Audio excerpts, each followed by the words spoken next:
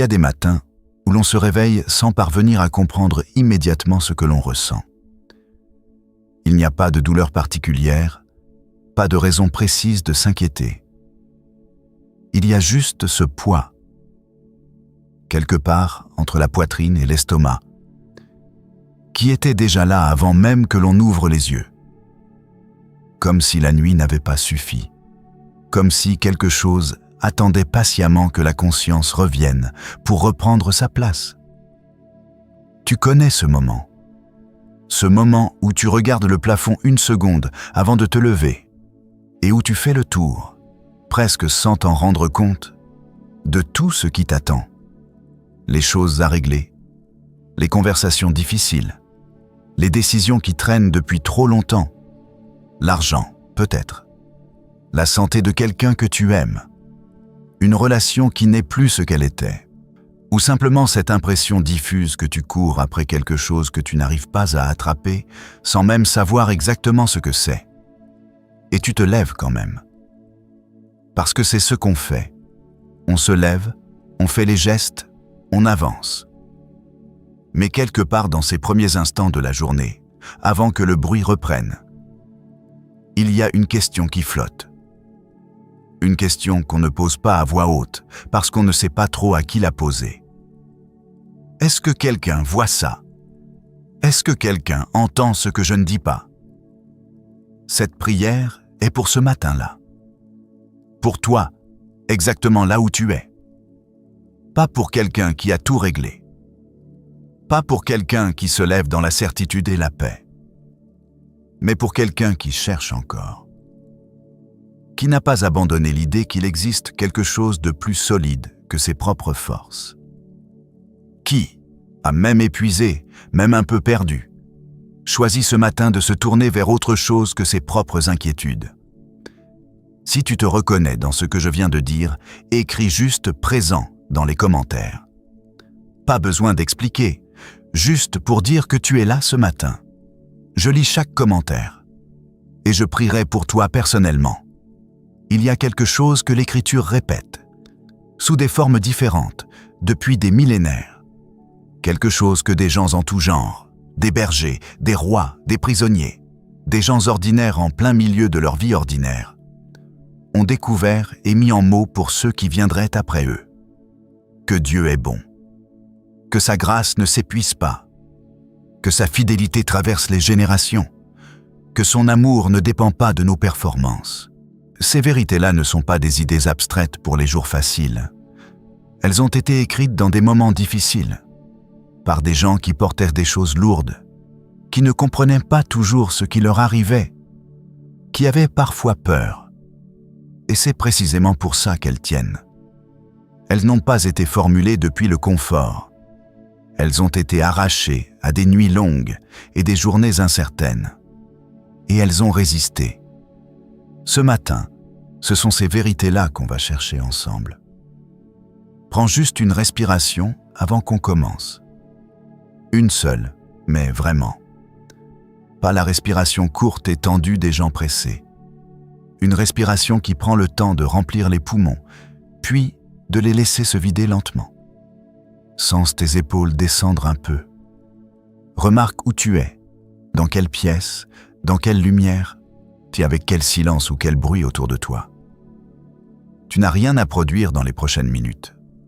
Rien à prouver, rien à démontrer. Ce que Dieu attend de toi en ce moment, c'est juste ça. Que tu sois là. Ce cœur un peu fermé, un peu fatigué, un peu incertain, il suffit. C'est avec ça qu'on entre. Parce qu'il y a quelque chose de contre-intuitif dans la façon dont la prière fonctionne vraiment. On pense souvent qu'il faut être dans un certain état pour prier correctement. Qu'il faut être calme, disponible, avec les bonnes dispositions intérieures. Qu'il faut mériter ce moment d'une façon ou d'une autre. Mais c'est exactement l'inverse. La prière n'est pas une récompense pour ceux qui vont bien. C'est un recours pour ceux qui ont besoin de quelque chose qu'ils ne peuvent pas se donner eux-mêmes. Ce matin, ce besoin-là, c'est suffisant pour commencer. On a aussi tendance à attendre, à se dire qu'on priera quand les choses iront mieux, qu'on sera plus disponible pour Dieu quand la vie sera moins chargée, qu'on entrera dans une vraie relation avec lui une fois qu'on aura réglé certaines choses. Mais ce moment-là n'arrive jamais vraiment. Parce que la vie ne se vide pas, elle se remplace. Un problème part, un autre arrive. Une saison se termine, une autre commence avec ses propres charges. L'invitation n'est pas « Reviens quand tu seras prêt ». L'invitation, c'est « Viens maintenant ». Avec ce que tu as, avec ce que tu es. Nous vivons dans un monde qui produit de l'agitation de façon industrielle. Des notifications, des urgences, des images qui défilent et qui, chacune à leur manière, nous disent quelque chose sur ce qu'on devrait être, avoir, ressentir, accomplir. Et sans même s'en apercevoir, on commence à habiter cette agitation-là. On la porte dans les moments de silence aussi. On ne sait plus très bien faire la différence entre ce qui vient de nous et ce qui vient du bruit ambiant. Mais il y a une voix qui n'a pas besoin de crier pour être entendue. Plus douce que tout le reste, moins insistante. Elle ne cherche pas à convaincre avec des arguments, ni à séduire avec des promesses vagues. Elle dit simplement à celui qui veut bien tendre l'oreille « Tu es à moi. Je suis pour toi. Ce matin t'appartient parce que je te l'ai donné. » C'est cette voix-là qu'on va chercher ensemble. Pas dans le bruit, dans le silence qui est juste en dessous du bruit, là où Dieu a toujours attendu. Si ce matin cette prière te rejoint, si tu sens que tu es exactement là où tu devais être en regardant cette vidéo, est-ce que tu peux mettre un pouce bleu? Pas pour les statistiques, vraiment pas. Mais parce que ça permet à quelqu'un d'autre, quelqu'un qui porte peut-être le même poids que toi ce matin, de tomber sur ce message. Un seul clic peut changer le début de journée de quelqu'un que tu ne rencontreras jamais. C'est une petite chose. Mais les petites choses comptent. Laisse maintenant tes épaules descendre encore un peu. Dépose, juste pour le temps de cette prière, ce que tu portes. Les rendez-vous de la semaine, les décisions qui attendent, les incertitudes sur lesquelles tu n'as pas de prise, les conversations difficiles que tu remets depuis trop longtemps. Pose tout ça, pas pour l'oublier, mais pour avoir les mains libres, ou pour recevoir ce que Dieu veut te donner ce matin. Parce que c'est ça, l'entrée dans la prière.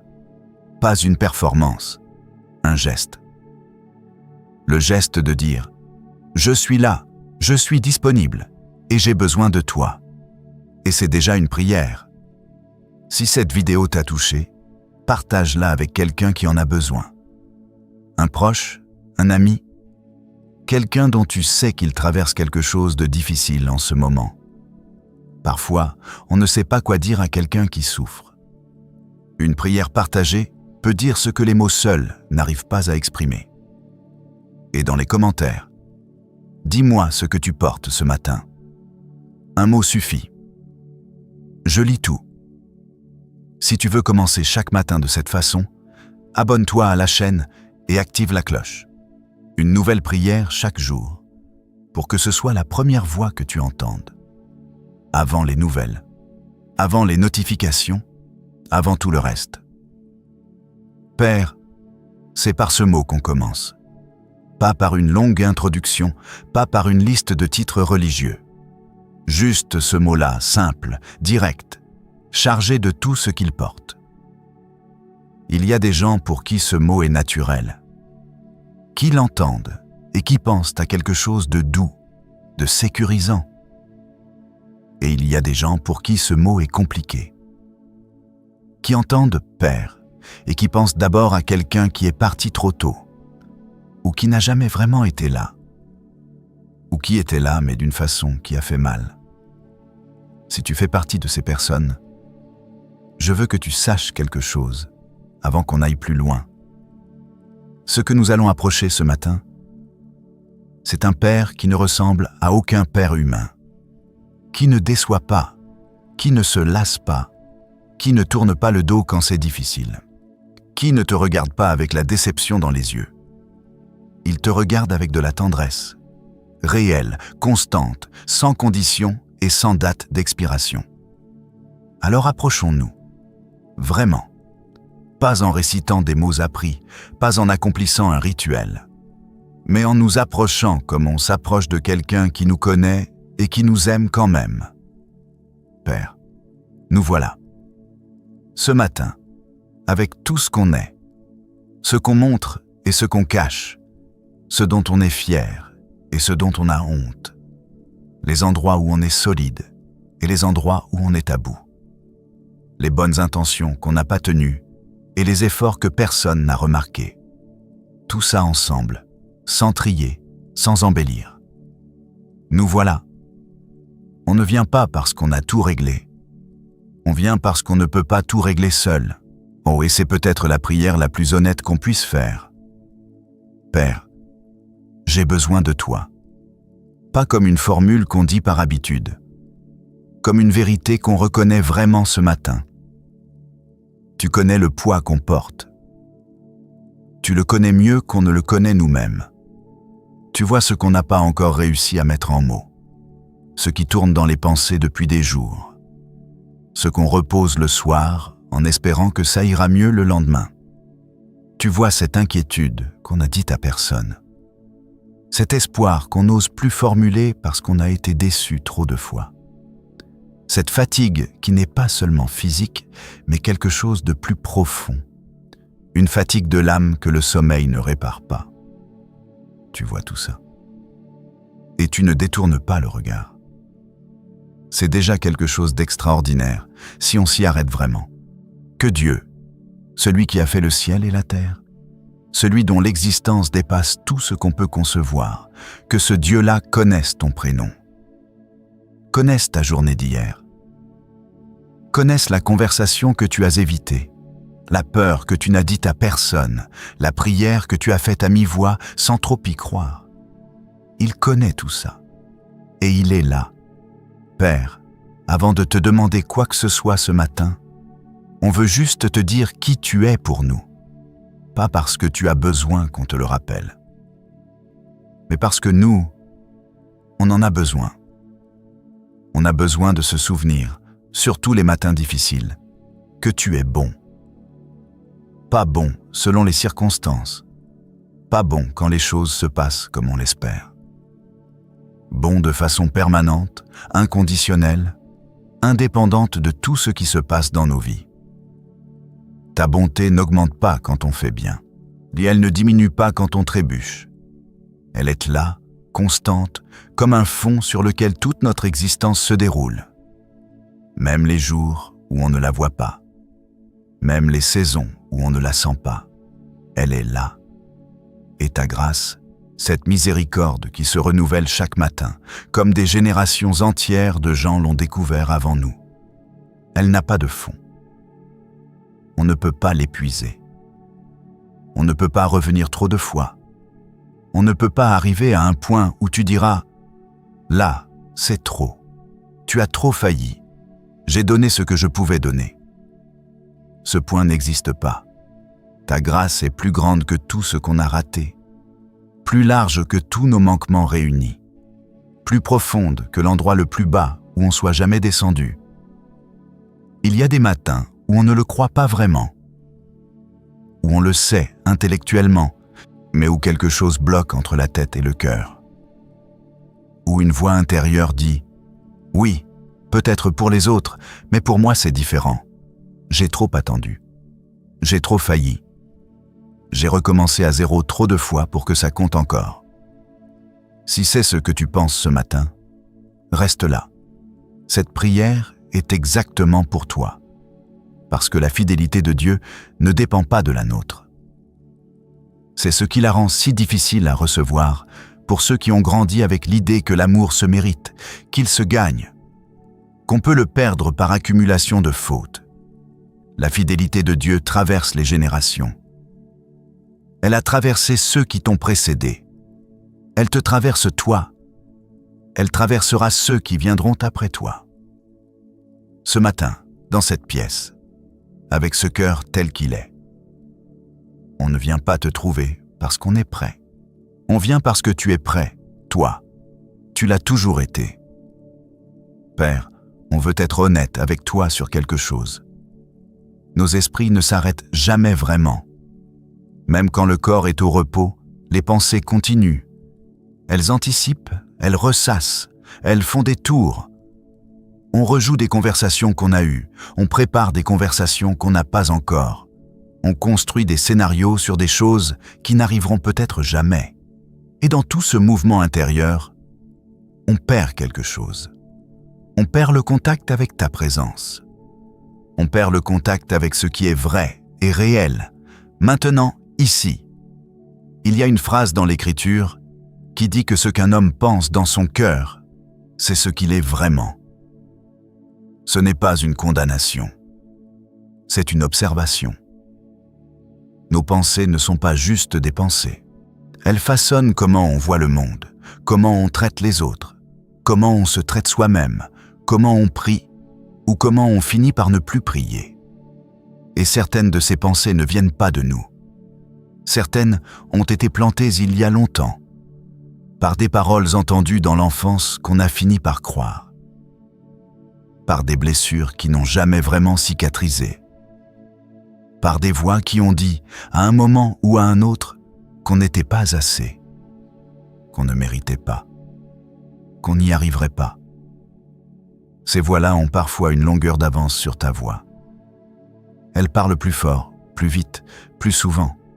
Elles connaissent nos points faibles. Mais ta voix est plus vraie. Père, on te demande ce matin de parler plus fort que tout ce qui nous a menti sur nous-mêmes, de prendre soin de cet espace intérieur, d'entrer dans les recoins où on ne t'a pas encore laissé entrer, pas par force. On ne te demande pas d'enfoncer des portes. Doucement, comme tu sais faire. Comme une lumière qui entre dans une pièce qu'on n'a pas ouverte depuis trop longtemps. Progressivement, patiemment, sans violence. On te remet nos pensées ce matin. Les évidentes et les discrètes. Celles qu'on reconnaît clairement comme des mensonges et celles qu'on a acceptées comme normales depuis si longtemps qu'on ne voit plus qu'elles faussent tout. Prends-les. Filtre-les. Garde ce qui vient de toi et laisse partir le reste. Et dans le vide que ça laisse, mets quelque chose de toi. Ta paix, celle qui n'a pas besoin que tout soit résolu pour exister. Ta clarté, celle qui ne crie pas mais qui oriente, qui donne une direction même sans donner tous les détails.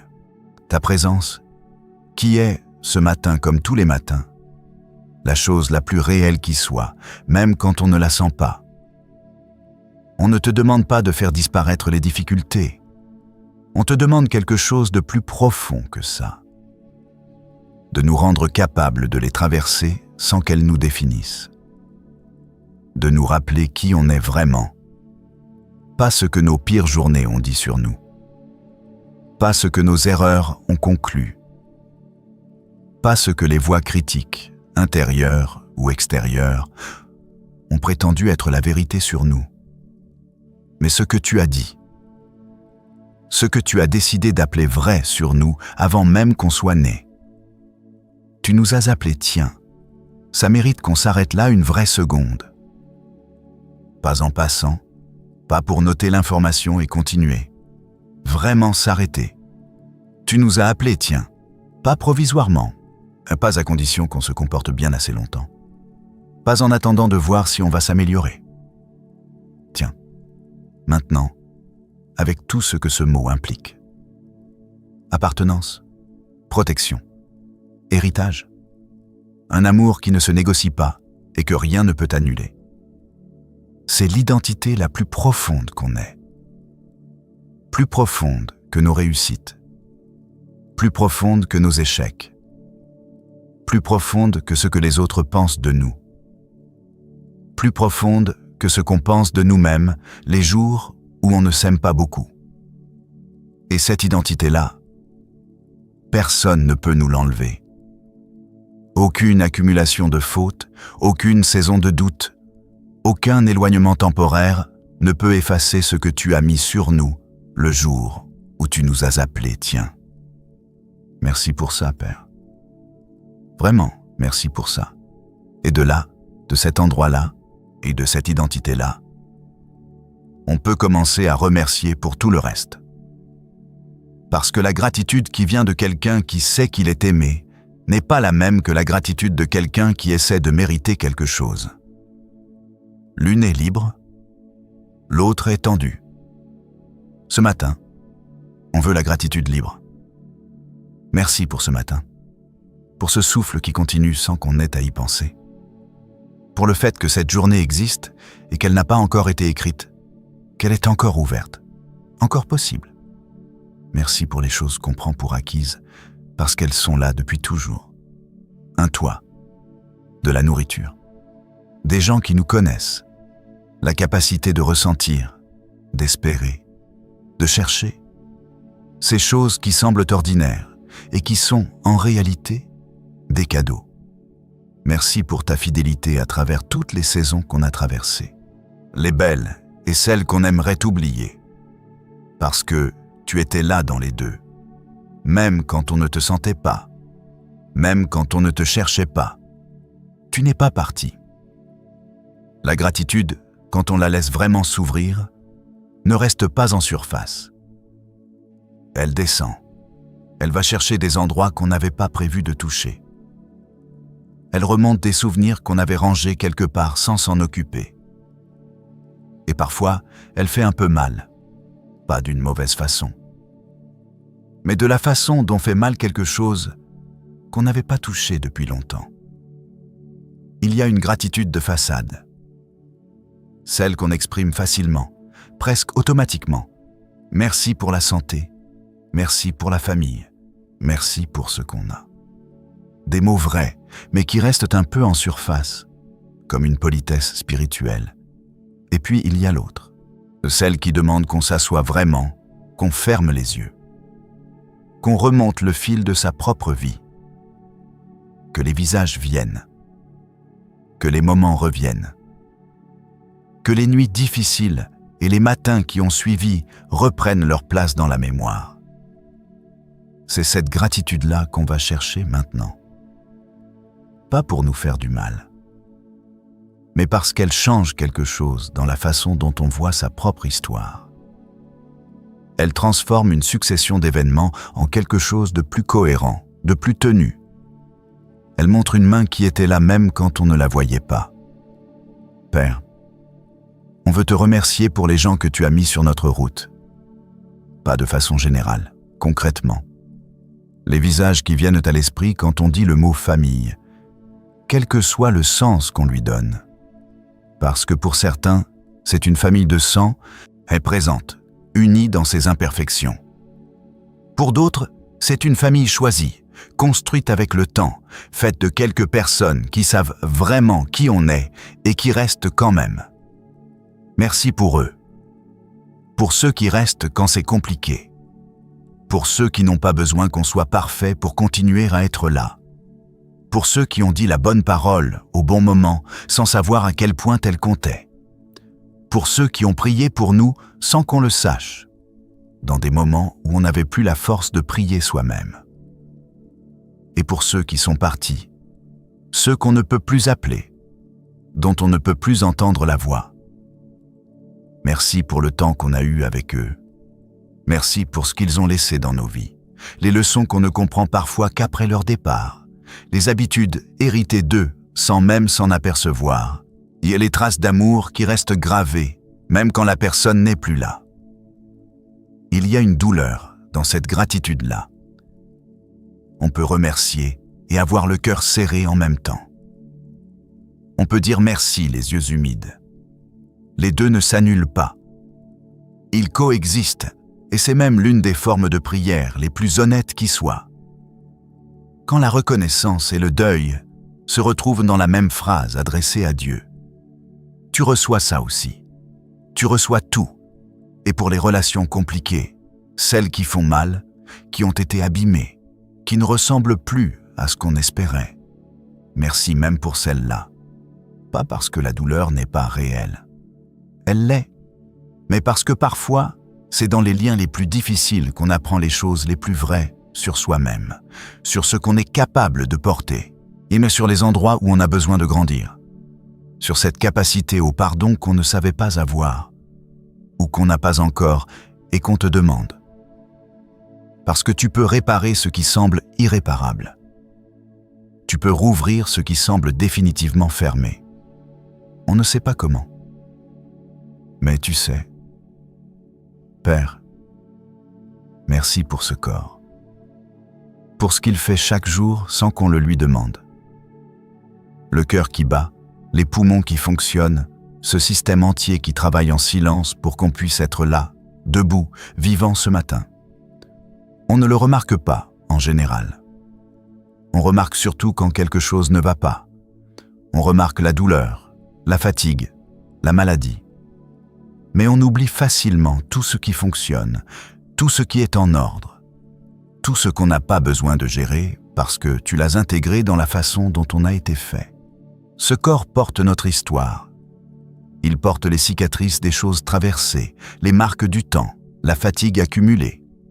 Et il porte aussi la capacité de ressentir, la chaleur d'une main tenue, le goût de quelque chose de bon, la douceur d'un vrai moment de repos, un rire qui vient du ventre. Ces choses-là sont des cadeaux aussi, peut-être les plus quotidiens de tous. Et pour ceux qui traversent une épreuve de santé ce matin, une maladie qui s'installe, une fatigue profonde qui ne passe pas, un diagnostic qu'on n'avait pas vu venir, une inquiétude pour quelqu'un qu'on aime et dont on ne peut pas prendre la douleur. Cette gratitude ne prétend pas que tout va bien. Elle ne minimise pas ce qui est difficile. Elle dit simplement « Même dans ça, tu es là. Même dans la fragilité du corps, même quand on ne comprend pas pourquoi, tu es là. Pas comme spectateur. Comme quelqu'un qui tient, qui accompagne, qui guérit selon sa sagesse et son timing. Merci pour le travail. Pour cette capacité à contribuer, à créer quelque chose, à subvenir aux besoins de ceux qu'on aime. Ce n'est pas anodin.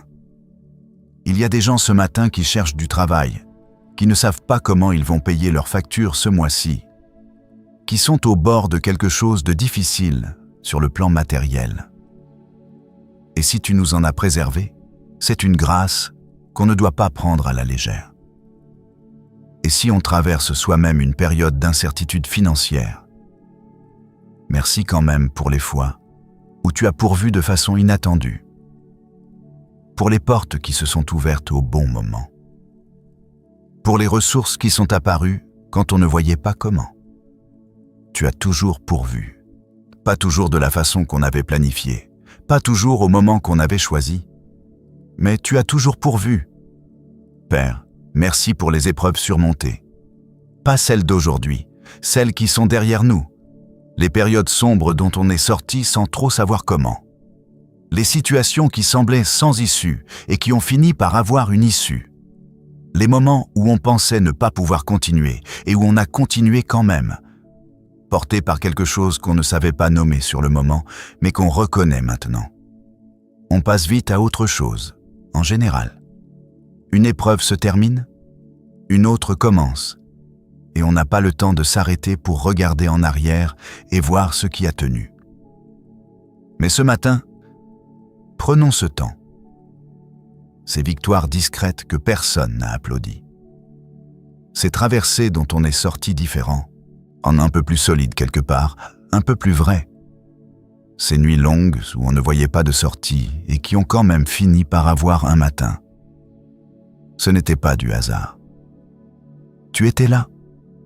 Et merci, Père. Et c'est peut-être la partie la plus difficile de cette prière. Merci pour les prières auxquelles tu n'as pas répondu comme on l'espérait. Il y a des choses qu'on a demandées avec tout ce qu'on avait. Avec foi, avec larmes, avec une insistance qui venait du plus profond, et qui ne sont pas venues, ou qui sont venues autrement, ou qui ne sont pas venues du tout, et dont on ne comprend toujours pas pourquoi. On ne prétend pas que c'est simple, on ne prétend pas que ça ne fait pas mal, que ça n'a pas ébranlé quelque chose. Ça a ébranlé. Parfois ça a ébranlé beaucoup. Mais quelque chose qu'on cultive dans la prière, lentement, mais avec le temps, commence à faire confiance que tu vois ce qu'on ne voit pas, que tu connais la fin depuis le début, que certains silences portent en eux quelque chose qu'on ne comprendra peut-être que beaucoup plus tard, ou pas dans cette vie. Cette confiance-là n'est pas de la résignation passive. Ce n'est pas abandonner ses désirs ou faire semblant que ça n'a pas d'importance. C'est choisir, délibérément, de croire que tu es bon, même quand on ne comprend pas. Que ta sagesse dépasse la nôtre. Pas comme une belle idée abstraite, mais comme quelque chose sur lequel on s'appuie vraiment, même quand ça coûte. Et merci pour ce qui vient, ce qu'on ne voit pas encore, ce qui est en train de se préparer dans des espaces qu'on n'a pas accès. Il y a quelque chose de libérateur à croire que l'histoire n'est pas finie, que les meilleurs chapitres ne sont pas tout derrière nous, que tu travailles en ce moment même sur des choses qu'on n'a pas encore imaginées. Ce n'est pas de l'optimisme naïf. Ce n'est pas se raconter des histoires pour mieux pas se raconter des histoires, pour mieux supporter le présent. C'est de la foi fondée sur un caractère qu'on a vu à l'œuvre, dans notre propre vie, dans les vies de ceux qui nous entourent, dans des millénaires de témoignages de gens qui ont fait confiance à Dieu et qui ne l'ont pas regretté. Ces gens ont vécu dans des temps plus durs que les nôtres, pour beaucoup d'entre eux. Ils portèrent des choses qu'on ne portera peut-être jamais. Et ils ont quand même dit « Tu es bon. Ta grâce durera toujours. Ta fidélité de génération en génération. » Ils nous ont passé quelque chose.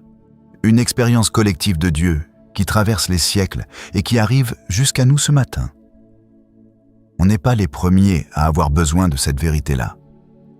Et on ne sera pas les derniers. Ce matin, on reçoit ce qu'ils nous ont transmis. Et on le passe à notre tour. Père, on veut te parler de quelque chose de concret maintenant. Pas de façon abstraite, pas avec des grands mots théologiques. Concrètement, de ce qui se passe à l'intérieur quand la journée commence à peser. De ce qui se passe dans la tête quand les pensées prennent une direction qu'on n'a pas choisie. De ce combat-là, silencieux, que beaucoup de gens mènent seuls sans jamais en parler parce qu'il n'est pas visible de l'extérieur. On vit dans un monde qui n'est pas neutre. Ce n'est pas une façon de parler, c'est une réalité. Il y a des forces à l'œuvre qui ne cherchent pas notre bien. Des influences qui cherchent à abîmer, à diminuer, à décourager. Pas toujours de façon spectaculaire. Souvent de façon très subtile. Une pensée qui s'installe. Un doute qui prend de la place. Une accusation intérieure qui revient au mauvais moment. Une voix qui sait exactement quoi dire pour toucher l'endroit le plus fragile. On a besoin de toi dans ces endroits-là. Pas seulement dans les grands moments. Dans le quotidien de la pensée. Père, protège ce qui est fragile en nous. Les endroits qu'on ne montre pas. Ceux qui ont été blessés et qui guérissent encore. Ceux qui ont besoin de temps et de douceur. Mets une garde là-dessus. Pas pour qu'on reste dans une bulle protégée du monde, coupée de la réalité, mais pour qu'on puisse avancer sans être constamment entamé par ceux qui cherchent à nous faire reculer. Il y a une image dans l'Écriture qui parle de ceux qui habitent à l'abri du Très-Haut, qui reposent à l'ombre du Tout-Puissant. Il y a quelque chose dans cette image qui n'est pas celle d'une forteresse ni d'une armure. C'est une ombre, quelque chose de doux, de proche, de personnel, comme quelqu'un qui se tient juste à côté et dont la présence suffit à changer la température de l'air autour de toi. C'est ça la protection de Dieu. Pas une garantie d'absence de difficulté, pas un bouclier qui empêche toute blessure, mais une présence qui accompagne dans la blessure, qui tient dans la difficulté, qui ne s'éloigne pas quand les choses deviennent compliquées. Protège notre famille, Père. Ceux qui nous sont proches, de ceux qui dépendent de nous, ceux dont on porte le nom dans le cœur quand on prie, sans même savoir exactement quoi demander pour eux. Étends sur eux quelque chose qu'on ne peut pas fabriquer nous-mêmes. Une grâce qui précède leurs pas, qui couvre leur journée qu'on ne voit pas. qui gardent leurs pensées dans les moments où personne n'est là. Protège nos enfants si on en a. Ces êtres qu'on aime d'un amour qui nous dépasse parfois, dont on ne peut pas contrôler le chemin, dont on ne peut pas décider des choix, dont on ne peut pas prendre les douleurs. On les confie à toi ce matin, pas parce qu'on abandonne notre rôle, mais parce qu'on reconnaît qu'il y a des espaces dans leur vie où seul toi peux entrer. Protège nos relations, parce que c'est souvent là que les blessures les plus profondes ont lieu. Entre des gens qui s'aiment, mais qui ne savent pas toujours comment bien s'aimer.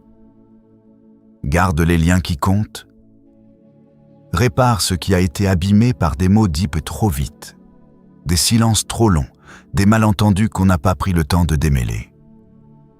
Donne-nous la sagesse de savoir quand parler et quand écouter, quand tendre la main et quand laisser du temps. Et maintenant, Père, on veut entrer dans quelque chose de plus intime encore. Le territoire de la pensée. Ce champ de bataille invisible que beaucoup ne reconnaissent même pas comme tel parce qu'on a accepté de vivre dedans depuis si longtemps. L'Écriture dit que nous ne menons pas un combat ordinaire, que nos armes ne sont pas des armes humaines, qu'il s'agit de démolir des forteresses, de défaire des arguments, de soumettre toute pensée à l'autorité du Christ. Ce sont des mots forts, des mots qui décrivent quelque chose de réel. Parce que certaines pensées ne sont pas seulement des pensées, elles sont des structures, des architectures mentales construites au fil des années, parfois des décennies, par des expériences répétées, des paroles reçues, des blessures non soignées, des façons de voir le monde qui sont devenues si habituelles qu'on ne les questionne plus. On ne les voit même plus comme des pensées, on les voit comme la réalité. Tu n'es pas à la hauteur, tu n'y arriveras jamais vraiment, tu es fondamentalement seul. Dieu est peut-être bon en général, mais pas vraiment pour toi en particulier. Tu as trop failli pour mériter sa présence. Les bonnes choses arrivent aux autres, pas à toi. Ce que tu espères ne se réalisera pas. Ces pensées-là, elles ne viennent pas de toi. Elles ressemblent à des vérités parce qu'elles sont formulées à la première personne, parce qu'elles connaissent nos points faibles, parce qu'elles utilisent notre propre voix intérieure. Mais elles mentent. Et une des choses les plus importantes qu'on puisse faire dans la prière, c'est apprendre à les reconnaître, à les voir pour ce qu'elles sont. Non pas la réalité, mais une version déformée de la réalité, construite sans toi ou contre toi. Père, on te demande ce matin de nous apprendre à discerner, à reconnaître la différence entre une conviction qui vient de toi, qui peut être difficile, exigeante, mais qui porte quelque chose de vivant, et une accusation qui prétend être une conviction, mais qui ne construit rien, qui n'offre aucune sortie, et qui enfonce sans jamais relever. La voie de la condamnation ne donne pas de chemin. Elle dit « Tu es comme ça, tu l'as toujours été, tu le seras toujours. » Aucune direction, aucune issue, aucun espoir. La tienne dit « Tu as failli là, voilà comment revenir. » Elle fait mal parfois, mais elle montre une porte. Aide-nous à choisir quelles pensées on laisse entrer et quelles pensées on refuse d'installer. Parce qu'on ne peut pas toujours contrôler ce qui frappe à la porte de notre esprit. Mais on peut décider ce qu'on ouvre. On peut apprendre, avec ta grâce, à dire non à certaines pensées avant qu'elles deviennent des habitudes. Avant que les habitudes deviennent des croyances. Avant que les croyances deviennent la façon dont on vit. Et maintenant, Père, on arrive à l'endroit peut-être le plus difficile de toute cette prière. Pas difficile parce que c'est douloureux. Difficile parce que ça demande quelque chose de nous. Quelque chose qu'on ne donne pas facilement. Ça s'appelle la reddition. On vit dans un monde qui valorise le contrôle, qui présente la maîtrise de soi, la capacité à tout planifier et anticiper, comme le summum de l'intelligence et de la maturité. Et il y a une part de vérité là-dedans. On a des responsabilités, on doit prendre soin de ce qui nous est confié. On ne peut pas vivre dans la passivité en attendant que Dieu fasse tout. Mais il y a un glissement qui se fait progressivement, presque sans qu'on s'en aperçoive, où la responsabilité légitime devient de l'anxiété, où la prévoyance raisonnable devient du contrôle, où on se retrouve à essayer de tenir entre nos mains des choses bien trop grandes pour elles. Et on s'épuise à ça, profondément, d'une façon que les vacances ne réparent pas, que le sommeil ne résout pas vraiment. Un épuisement qui vient de porter ce qu'on ne devrait pas avoir à porter seul. Parce qu'il y a des choses qu'on ne peut pas contrôler. La santé de quelqu'un qu'on aime. Le résultat d'une décision prise il y a longtemps et dont on attend encore les conséquences. Ce que les autres pensent, choisissent, font, ressentent.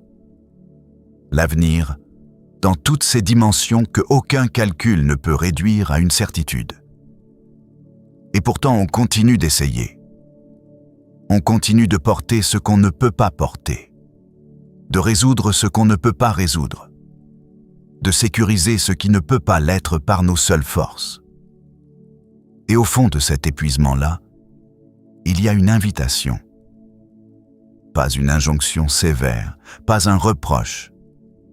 Une invitation douce, patiente, qui revient encore et encore parce que Dieu ne se lasse pas de la proposer. Tu peux poser ça. Je le tiens. Père, on veut déposer ce matin ce qu'on porte depuis trop longtemps, sans te le confier vraiment, pas juste en parole, vraiment. Ces situations qu'on ressasse sans pouvoir les résoudre parce qu'elles ne dépendent pas de nous. Ces gens qu'on aime et dont on ne peut pas décider des choix, dont on ne peut pas prendre les chemins à leur place. Cet avenir qu'on essaye de sécuriser alors qu'il t'appartient bien plus qu'à nous. On ne le dépose pas avec indifférence. Ce n'est pas de l'abandon déguisé en spiritualité. On le dépose avec confiance. Parce qu'il y a une différence fondamentale entre lâcher prise parce qu'on abandonne et lâcher prise parce qu'on fait confiance à quelqu'un qui tient mieux que nous. Et tu tiens mieux que nous. Tu tiens ces situations avec une connaissance qu'on n'a pas.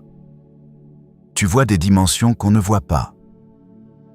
Tu travailles sur des lignes de temps qu'on ne comprend pas complètement.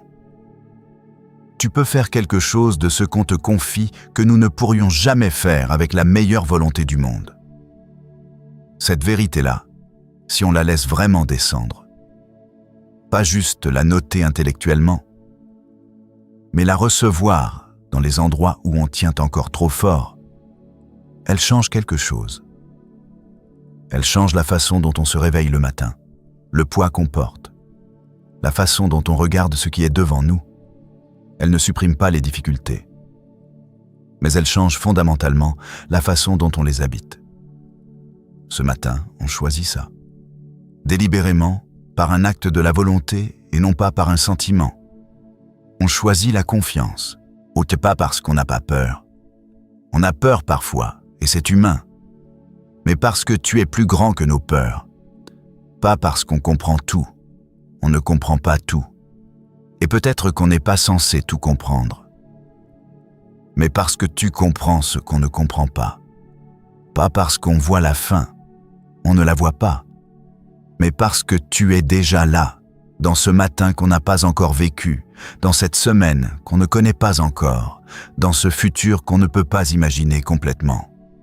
Tu es déjà là. Et ça change tout. Si cette prière t'accompagne, partage-la avec quelqu'un qui en a besoin ce matin. Quelqu'un à qui tu penses en ce moment même. Parfois, on ne sait pas quoi dire à quelqu'un qui lutte, et une prière partagée dit ce que les mots seuls n'arrivent pas à porter. Dans les commentaires, dis-moi ce que tu as déposé ce matin. Un mot, une phrase. Je lis tout et je prierai pour toi. Si tu veux qu'on prie ensemble chaque matin, abonne-toi à la chaîne et active la cloche. Une nouvelle prière chaque jour avant que le bruit commence. On arrive au dernier endroit. Pas la fin. Juste l'endroit où la prière et la vie ordinaire se rejoignent. Où ce qu'on a dit à Dieu ce matin doit trouver un chemin dans les heures qui viennent. Parce que c'est là que ça se complique souvent. Dans la prière, quelque chose s'ouvre. Une paix descend. Une certitude s'installe, discrète mais réelle. Et puis la journée commence vraiment. Le téléphone sonne, une conversation part dans le mauvais sens, une nouvelle inattendue arrive. Quelqu'un dit quelque chose qui touche exactement l'endroit fragile. Et en quelques minutes, on se retrouve dans le même état qu'avant de commencer. Comme si la prière s'était évaporée au contact du réel. Ça n'arrive pas parce que la prière était fausse. Ça arrive parce qu'on n'a pas encore appris à l'emporter avec nous, à faire vivre dans le milieu de la journée ce qu'on a reçu dans le silence du matin. Mais ça s'apprend. Père, on revient vers toi une dernière fois ce matin.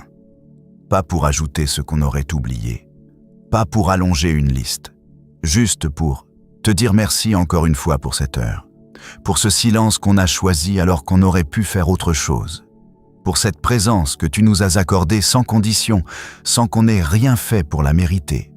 Tu ne t'es pas absenté une seule seconde pendant qu'on priait. Tu étais là avant qu'on commence. Tu es là maintenant. Et tu seras là dans chaque moment de cette journée. Les moments qu'on anticipe et ceux qu'on ne voit pas venir. Les moments agréables et ceux qui seront difficiles. Les moments où on se souviendra de cette prière. Et les moments où on l'aura complètement oublié. Dans tous ces moments. Toujours là.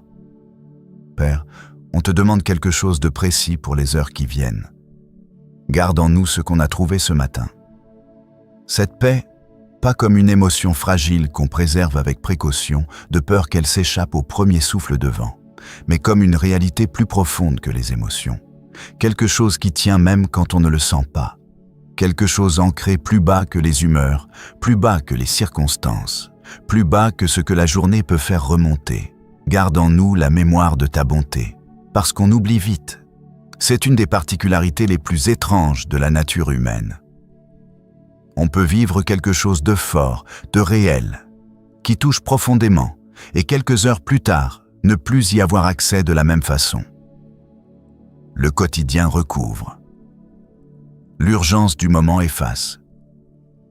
Et on se retrouve à la case départ comme si rien ne s'était passé.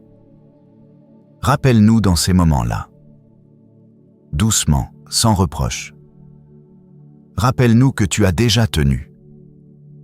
Que la liste de tes fidélités dans notre propre vie est plus longue qu'on ne s'en souvient.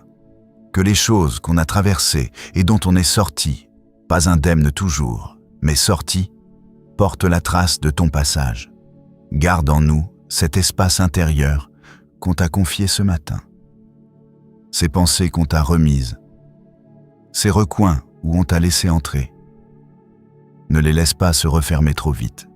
Et quand on recommence à porter seul ce qu'on t'a pourtant confié, parce que ça arrivera, parce qu'on est humain et qu'on reprend nos vieux réflexes, rappelle-nous doucement que tu es encore là, que l'invitation est encore ouverte, qu'on peut revenir à toi à n'importe quel moment. Pas seulement le matin, pas seulement dans les grandes crises, dans un soupir entre deux choses, dans un regard vers le ciel entre deux réunions, dans un merci murmuré quand quelque chose de petit et de beau se passe, dans un « j'ai besoin de toi », dit tout bas dans une situation qui dépasse nos forces. Tu reçois tout ça. Tu n'as pas besoin de mise en scène. Père, on te demande de bénir chaque personne qui prie avec nous ce matin, chaque voix qui s'est jointe à cette prière, dans cette chambre ou dans une autre, dans cette ville ou dans une autre, dans une langue ou dans une autre. On n'est pas seul ici. On ne l'a jamais été. Il y a quelque chose de puissant, quelque chose qui dépasse ce qu'on peut voir. Dans le fait que des gens qu'on ne connaîtra jamais ont dit les mêmes mots ce matin, ont déposé les mêmes fardeaux, ont cherché la même présence. Bénis leur famille. Bénis leur journée. Bénis les endroits où ils portent quelque chose de trop lourd. Sois dans leurs heures ce que tu as été dans cette heure, présent, fidèle, bon. Et maintenant, voilà quelque chose de concret à emporter. Parce que la prière du matin, aussi profonde soit-elle, a besoin d'être prolongée dans le reste de la journée. Pas par de longues heures supplémentaires de recueillement. La plupart d'entre nous n'ont pas ça, et ce n'est pas ce que Dieu demande, mais par quelque chose de simple. Il est quelque chose qu'on peut faire en marchant, en conduisant, en attendant, en travaillant, au milieu de la vie la plus ordinaire. Voilà ce que c'est. 2 gestes, juste 2. Le premier, chaque fois que l'anxiété remonte, et elle remontera, ce n'est pas un échec, c'est juste la vie.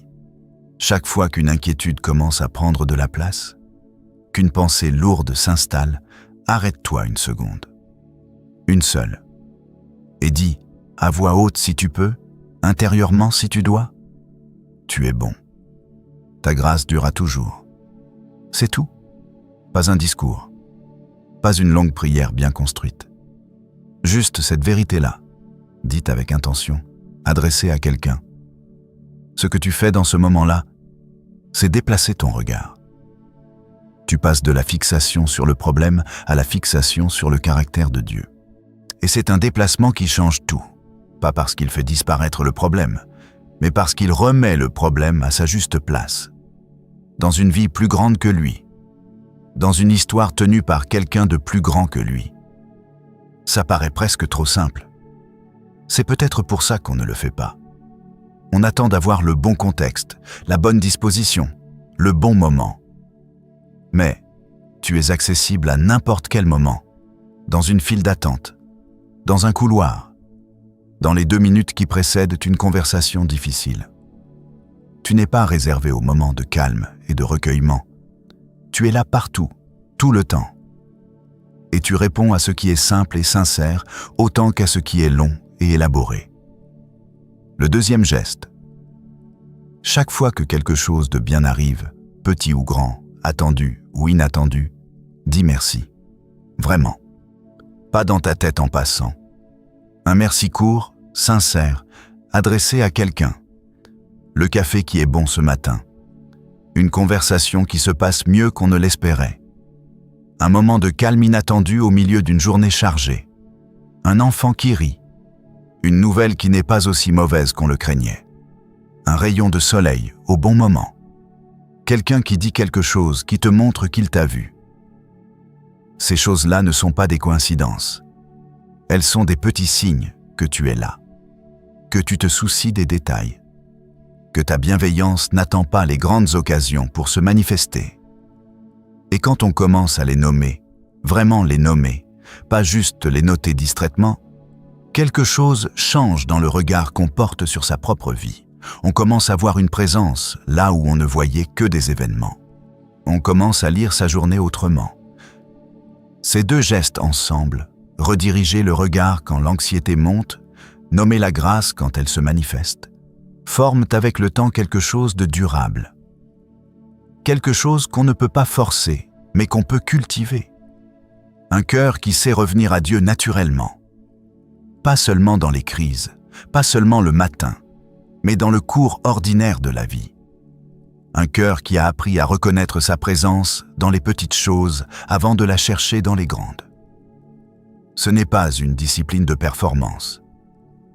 Ce n'est pas une case à cocher. C'est un entraînement lent, patient, qui se fait jour après jour, qui a des jours où ça marche bien et des jours où on oublie complètement. Et qui reprend quand même le lendemain matin parce que tu es encore là, patient, qui recommence avec nous. Père, on te confie ces journées. Toutes celles qui viennent, pas seulement celles d'aujourd'hui. On te confie les saisons faciles et celles qui ne le seront pas. Ce qu'on voit venir et ce qu'on ne voit pas. Les gens qu'on aime et ceux avec qui c'est compliqué. Nos rêves qu'on n'a pas encore osé formuler à voix haute et nos blessures qu'on porte depuis trop longtemps sans les montrer. Tout ça est à toi, Tout ça a toujours été à toi. On fait juste le geste ce matin de le reconnaître. De dire, sans condition, sans négociation, sans essayer de garder le contrôle sur un coin ou un autre, « Tu es Dieu. Je suis ton enfant. » Et ça suffit. Ça suffit pour aujourd'hui. Ça suffit pour ce qui vient. Va maintenant. Pas avec une légèreté artificielle, pas comme si les difficultés avaient disparu, mais avec quelque chose de plus solide en toi qu'au réveil, avec une mémoire renouvelée de qui tu es pour Dieu, avec une paix qui n'a pas besoin que tout soit parfait pour exister. Le bruit va reprendre. Le monde va réclamer ton attention. Des choses vont arriver que tu n'as pas prévues. Mais quelque part en toi, maintenant, il y a quelque chose qui tient. Quelque chose qui a été remis en place ce matin. Quelque chose qui n'était peut-être pas là quand tu t'es réveillé, mais qui est là maintenant. Garde ça. Et quand tu sens que ça s'effrite, parce que ça arrivera, et c'est normal, et ce n'est pas un échec, reviens. Reviens à cette vérité simple, à 2 pas de toi à tout moment. Il est bon. Sa grâce dure à toujours. C'est une encre, pas une formule magique, pas une pensée positive. Une encre. Elle ne change pas les tempêtes. Elle empêche juste qu'elles t'emportent. Au nom du Père, et du Fils et du Saint-Esprit. Amen. Avant de continuer ta journée, si quelqu'un dans ta vie traverse quelque chose de difficile en ce moment, quelqu'un à qui tu penses là, maintenant, dont le visage est venu pendant cette prière, envoie-lui cette vidéo. Pas forcément avec un grand message, juste le lien et 2 mots. Parfois, c'est tout ce que quelqu'un a besoin de recevoir pour savoir qu'il n'est pas seul. Et dans les commentaires, dis-moi ce que tu emportes de ce matin. Une phrase, un mot. Ce qui t'a touché, ce que tu retiens, ce que tu déposes. Je lis tout, et je prierai pour chacun d'entre vous par nom. Si tu veux commencer chaque matin de cette façon, abonne-toi à la chaîne et active la cloche de notification. Une nouvelle prière chaque jour, avant que le reste commence. Parce que le premier mot qu'on entend le matin, ça compte vraiment, autant que ce soit le bon.